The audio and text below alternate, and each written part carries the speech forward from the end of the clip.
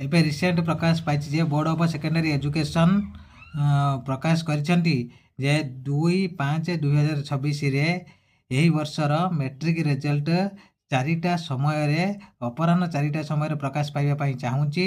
ତେଣୁ ପ୍ରତ୍ୟେକ ଦଶମ ଶ୍ରେଣୀର ଛାତ୍ରଛାତ୍ରୀମାନେ 2 ମେ 2026 ଦିନ 4ଟା ସମୟରେ ଏହି ବୋର୍ଡ଼ ଅଫ୍ ସେକେଣ୍ଡାରୀ ଏଜୁକେସନ୍ର ୱେବସାଇଟ୍କୁ ଯାଇ ନିଜ ନିଜର ରୋଲ୍ ନମ୍ବର ସହିତ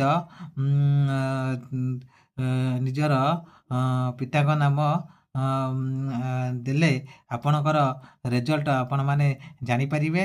ତେଣୁ ଏହିଭଳି ପ୍ରକାର ବ୍ୟସ୍ତ ବିବ୍ରତ ନ ହୋଇ ନିର୍ଦ୍ଦିଷ୍ଟ ସମୟରେ ଆପଣମାନେ ନିଜର ରେଜଲ୍ଟ ଜାଣିବା ପାଇଁ ଚେଷ୍ଟା କରିବେ। ଏବଂ board of secondary education notice ଦେଇଛନ୍ତି ଯେ ମେ ମାସ 2 ତାରିଖ 2026 ଦିନ ଅପରାହ୍ନ 4ଟା ସମୟରେ ପବ୍ଲିଶ କରାଯିବ 10th ରେଜଲ୍ଟ।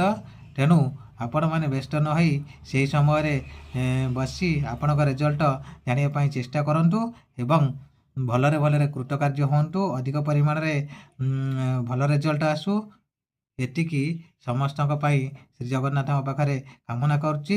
ସମସ୍ତେ ଅଧୈର୍ଯ୍ୟଶୀଳ ନ ହୋଇ ଅପେକ୍ଷା କରନ୍ତୁ ଏବଂ ନିଜ ରେଜଲ୍ଟ ଭଲ ହେଇଥିବ ବୋଲି ଆଶା କରି ଆପଣମାନେ ନିଶ୍ଚିନ୍ତ ଭାବରେ ଏହାକୁ 2 ମେ 2026 ଦିନ ଅପରାହ୍ନ 4ଟା ବେଳରେ ଦେଖିବା ପାଇଁ ଚେଷ୍ଟା କରନ୍ତୁ। ଜୟ ଜଗନ୍ନାଥ।